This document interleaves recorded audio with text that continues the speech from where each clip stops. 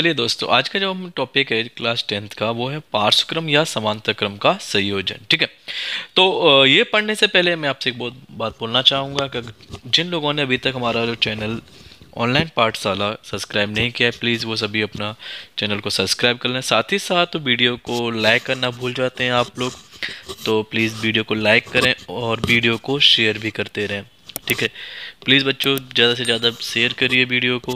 ठीक है, मुझे आप लोगों का सबका सपोर्ट चाहिए। ठीक है, चलिए तो आज का जो टॉपिक है वो है कौन सा, समांतर क्रम या पार्श्व क्रम। तो एग्जाम में दोनों तरीके से पूछा जा सकता है, वहाँ पे पार्श्व क्रम भी बोल सकते हैं तो समांतर क्रम भी बोल सकते हैं, तो आपको टेंशन लेने की ज़रूरत नहीं है।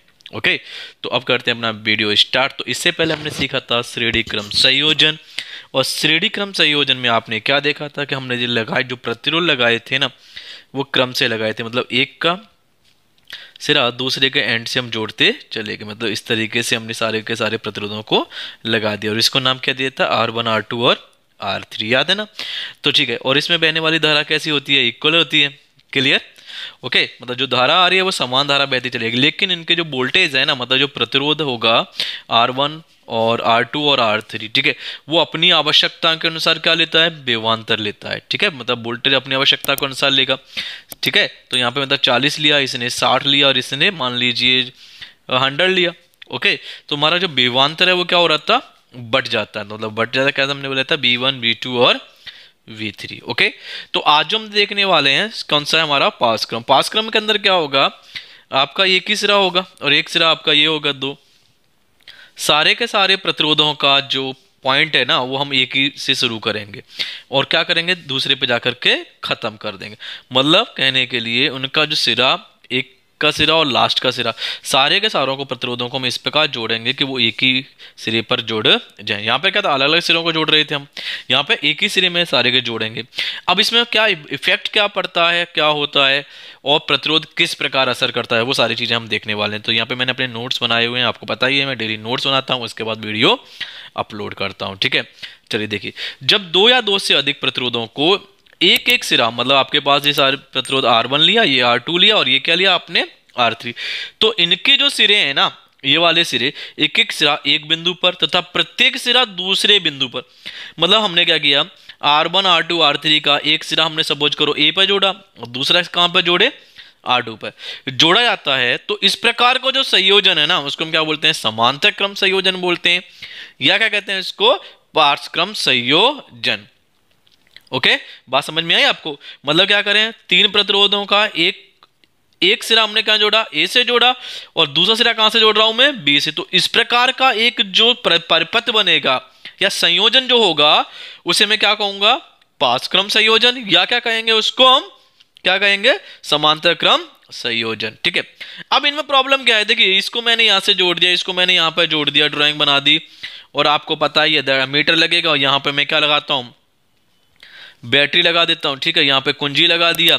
ओके, और ये मैंने क्या बना दिया, परिपथ बना दिया।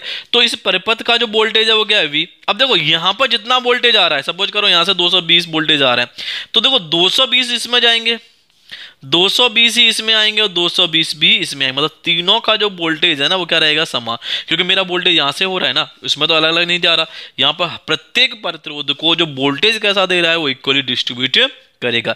लेकिन अब धारा कितनी आ रही होगी, धारा क्या हो जाएगी, डिवाइडेड हो जाएगी। सपोज करो यहाँ से धारा मेरी आ रही है 12 की आ रही है, तो ठीक है, 6 इसने ले ली, और मान लो 4 इसने ले लिया, 2 इसने, तो जो डिवाइड जो हो रही है ना, वो कौन हो रही है, विद्युत धारा डिवाइड हो रही है। वहां पे क्या हो रहा था, धारा समान बह रही थी श्रेणी क्रम में, और यहाँ पे क्या हो गया, वही विद्युत धारा डिवाइड हो गई।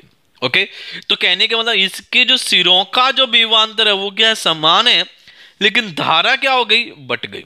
बात समझ में आई। इसमें समांतर क्रम में क्या हो गया, धारा मेरी डिस्ट्रीब्यूट हो गई, मतलब बढ़ जाती है, लेकिन जो विभवांतर है वो कैसा रहता है, समान रहता है। ओके, बात समझ में आई यहां तक। चलिए देखते हैं आगे। तो पार्श्व क्रम संयोजन के प्रत्येक प्रतिरोध में बहने वाली विद्युत धारा का मान अलग अलग होता है, जबकि विभवांतर प्रत्येक प्रतिरोध में कैसा रहता है, समान। मतलब यहाँ पे हमने क्या कर दिया, सेम टू सेम वही ड्राइंग बनाई जो मैंने अभी आपको समझाया। क्या समझाया मैंने, जो धारा है वो क्या हो रही है, डिस्ट्रीब्यूट हो गई। मतलब इसकी धारा कितनी हो जाएगी, I1 हो जाएगी, I2 हो जाएगी, डिपेंड, धारा डिपेंड करेगी किस पर, प्रतिरोध पर, उसे कितनी धारा चाहिए उस पर। किसको? प्रतिरोध को। तो इसलिए मेरी सपोज करो इसको 6 एम्पियर की धारा चाहिए, इसको 4 एम्पियर की, और इसको 2 एम्पियर की धारा की वहां पर जरूरत है। तो धारा क्या हो गई? जैसे यहां से डिस्ट्रीब्यूट, लेकिन विभवांतर तो वोल्टेज तो एक समान आ रहा है सब में। देखो यहाँ से भी 220 जाएंगे, यहां से भी 220 और यहां से भी 220। ये क्या मेरा परिपथ। अब यहां पे देखिए, माना कि कोई 3 प्रतिरोध R1, R2 और R3 को मैंने परिपथ में पास क्रम में जोड़ा गया। तो मैंने यहाँ पर एक ड्राइंग जैसी बनाई हुई, आप देख सकते हैं अच्छी तरीके से। तो यहाँ पे मैंने क्या कर दिया? जोड़ दिया। देखो तो पता है मैं एक अलग से ड्राइंग बनाता हूँ, वो क्या मतलब क्या होता है वो मैंने पिछली बार भी बताया था, अभी फिर से बता के चलूंगा। तब प्रतिरोध के प्रत्येक सिरे का विभवांतर भी, देखो यहां से मैंने यहाँ पे जोड़ा है। जब सपोज करो इसको मान लिया मैंने ए बिंदु मान लिया, इसको क्या मान लिया मैंने? बी बिंदु मान लिया। तो इन तीनों का जो विभवांतर है वो कैसा है? वी समान है। तीनों का जो विभवांतर एक ही पॉइंट से जुड़े हुए हैं ना, तो इनका विभवांतर कैसा होगा? परंतु जो परिपथ के प्रत्येक प्रतिरोध की धारा क्या हो गई है? क्रमशः I1, I2 और I3। ठीक है। अब मान लीजिए अगर ये धारा मेरी समान हो और तीनों प्रतिरोधों की जगह एक प्रतिरोध लगा दूं। गौर करिए मैं क्या बोल रहा हूं। परिपथ में बहने वाली धारा I हो, ठीक है, तथा कुल प्रतिरोध क्या हो? R। तो ड्राइंग मान लो इन तीनों को मैंने जोड़ करके और एक प्रतिरोध बना दिया, तो ये क्या हो गया? इसका कुल प्रतिरोध का डायग्राम आ जाएगा। तब क्या होगा भाई? ड्राइंग तुम दोनों की मैंने बना दी है, ये कुल प्रतिरोध की है और ये 3 जो प्रतिरोध अलग अलग लगे हैं उसकी ड्राइंग है। ओके, तो यहाँ पे फिर से बता दीजिए R1, R2। सिंपल ड्राइंग देखिए, प्रतिरोध R1, R2 है, विभवांतर दोनों बिंदुओं का समान है।